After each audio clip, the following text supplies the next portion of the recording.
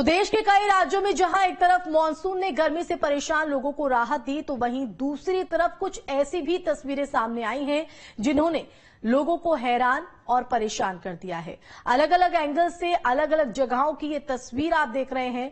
मुंबई, गुरुग्राम, नोएडा, दिल्ली, गाजियाबाद, आगरा, फिरोजाबाद, हर जगह जो है किस तरह से मानसून ने दस्तक के बाद चुनौती लोगों की बढ़ा दी है। तो मानसून की पहली बारिश में दिल्ली का बुरा हाल नजर आया, ट्रैफिक जाम ने लोगों की आफत बढ़ा दी। वहीं मुंबई की बात करें, गुरुग्राम की, नोएडा, गाजियाबाद में भी बारिश के बाद जगह जगह जल जमाव जैसी स्थिति देखने को मिली है। तो आगरा में बारिश के चलते लोगों के इलेक्ट्रिक सामान तक भी फूक गए हैं। तो ये आपको तस्वीर आपके टीवी स्क्रीन पर हम दिखा रहे हैं। 7 तस्वीरों के जरिए आप देख सकते हैं कि उत्तर भारत में इस मानसून की दस्तक के साथ किस तरह की स्थितियां जो हैं देखी जा रही हैं, जिससे लोगों को भी दो चार होना पड़ रहा है। तो लोगों को राहत कम बल्कि उनकी परेशानियां ज्यादा बढ़ती नजर आ रही हैं। उसका जिम्मेदार कौन है, जवाबदेही किसकी है, ये भी अपने आप में एक बड़ा प्रश्न चिन्ह होता है, क्योंकि मानसून की दस्तक से पहले तमाम तैयारियों की बात की जाती है, लेकिन ड्रेनेज सिस्टम किस तरह से पूरा धराशाही नजर आ रहा है इन तमाम जगहों पर, वो आप तस्वीर में देख सकते हैं।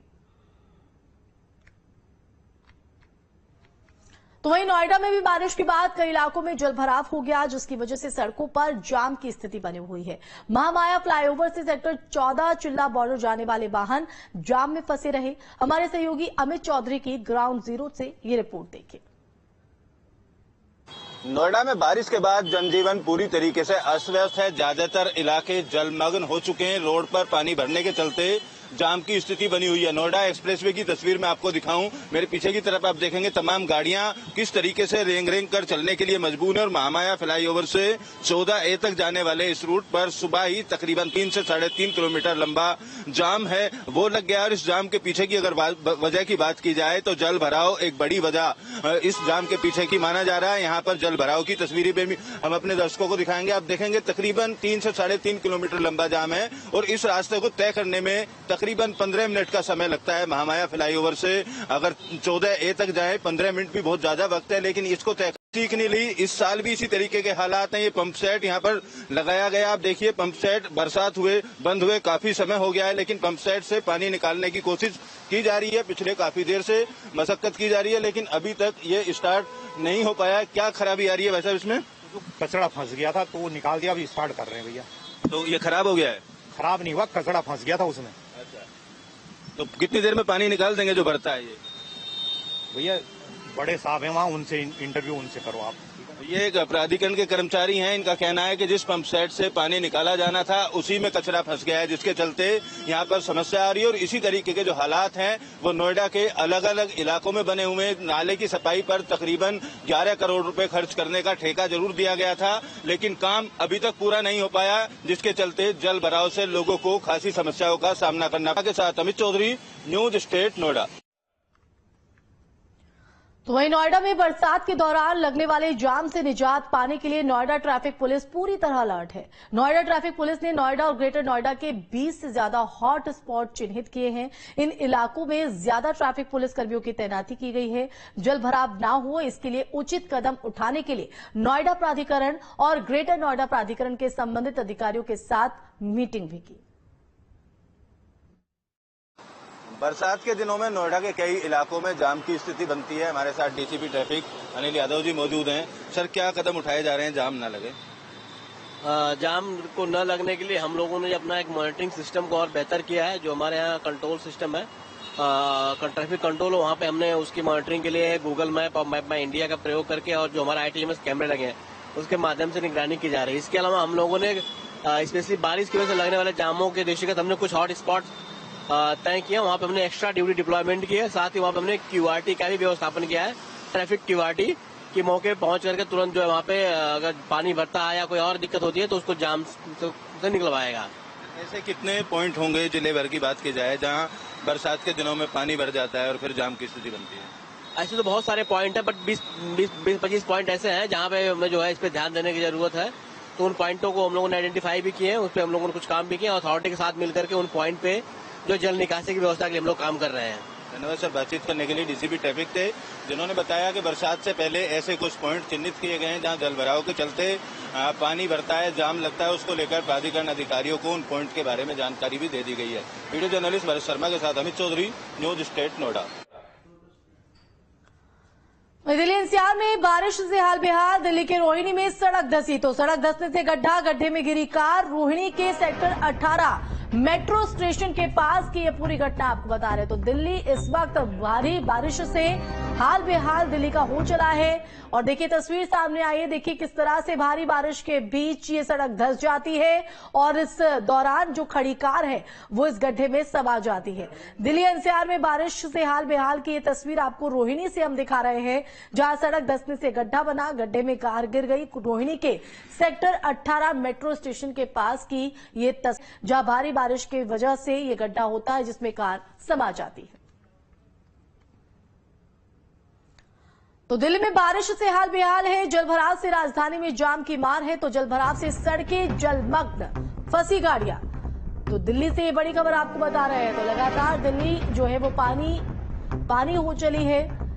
ड्रेनेज समस्या जो है वो यहां पर सबसे ज्यादा देखी जा रही है। तो आपको ये तस्वीर हम दिखा रहे हैं, बारिश के बाद किस तरह से यहां पर मंजर देखा जा रहा है। जलभराव से राजधानी में जाम की मार है तो सड़कें भी पूरी तरीके से जलमग्न। वहीं दिल्ली से बड़ी खबर आपको बता दें, बारिश के बीच फंसी सांसद रामगोपाल यादव की गाड़ी। तो कड़ी मशक्कत के बाद सुरक्षित निकाला गया बाहर।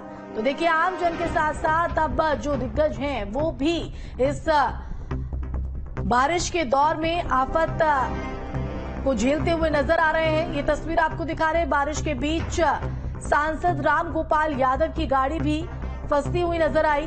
कड़ी मशक्कत के बाद उनको यहां से सुरक्षित बाहर निकाला गया। तो आम हो या खास हो, हर कोई इस आफत की बारिश से लोगों का हाल बेहाल है। रामगोपाल यादव को आप देख रहे हैं किस तरह से जब उनकी गाड़ी यहां पर फंसी तो उनको सुरक्षित बाहर निकाला गया। तो देखिए खामियाजा कहीं ना कहीं भुगतना पड़ता है लोगों को, जब नुमाइंदे ही इन तमाम चीजों पर पहले से काम नहीं करेंगे तो इस तरह की तस्वीर जाहिर तौर पर दिखाई पड़ेगी। टीएमसी तैयार नहीं रहता है।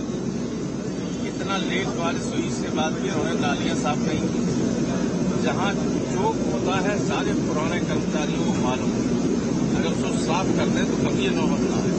ये सारे यहाँ बहुत ही हमारे बगल में नीति आयोग के सदस्य हैं, एक मिनिस्टर का दर्जा, फिर मंत्री लोग हैं, गृह राज्य मंत्री हैं जिनके अंदर में एनडीएमसी है और जनरल्स हैं और मंत्री हैं, नेवी के एडमिरल्स हैं, सारे बड़े लोग हैं। लेकिन पानी भर जाता, लोगों को निकलना मुश्किल। आप देख रहे हैं पार्लियामेंट जाने के लिए हमें क्या करना पड़ा। तो वहीं गाजियाबाद में मानसून की बारिश बनी आफत। बारिश के चलते सड़कों पर जगह जगह जलभराव। तो सड़क पर गड्ढे बने, हादसे का सबब फ्लाईओवर पर ई रिक्शा पलटने से एक युवक घायल। तो दिल्ली मेरठ एक्सप्रेसवे को जोड़ने वाली सड़कें का ये पूरा मामला आपको बता रहे हैं, जहां पर मानसून की बारिश किस तरह से आफत का सबब बनी। बारिश के चलते सड़कों पर जगह जगह जल जमाव जैसी स्थिति है। सड़क पर गड्ढे बन गए हैं जो हादसे का सबब साबित हो रहे हैं। तो ये आपको तस्वीर डायमंड फ्लाईओवर की गाजियाबाद की, जहां पर फ्लाईओवर पर ई रिक्शा पलटने की वजह से यह हादसा हुआ जिसमें एक युवक घायल हो गया।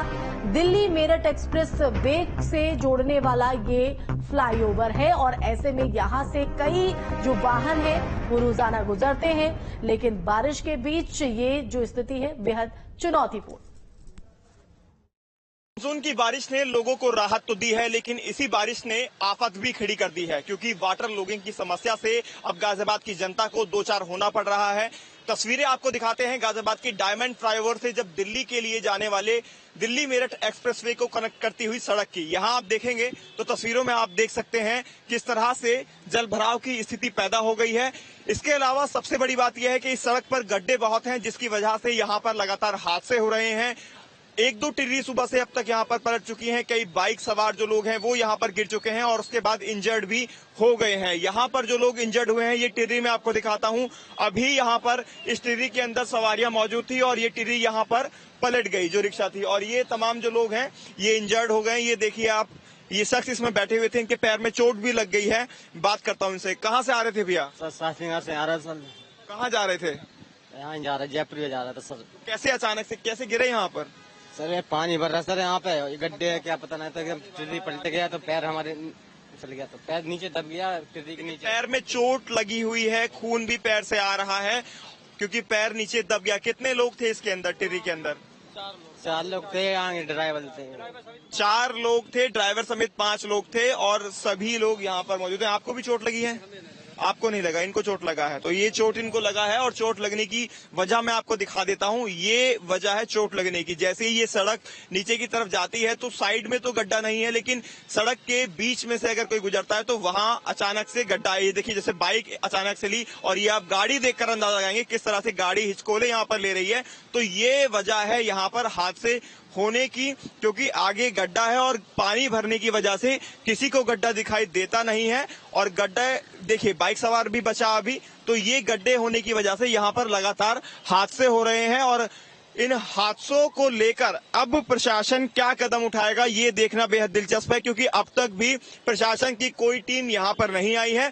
गाजियाबाद के तमाम ऐसे इलाके हैं जहां पर जल भराव की स्थिति फिलहाल बनी हुई है। आज दूसरा ही दिन है मानसून का जब तेज बारिश हुई, रात से तेज बारिश। हालांकि अब बारिश नहीं है, लेकिन जगह जगह जल भराव की स्थिति पैदा हो गई और हादसे भी देखने को मिल रहे हैं।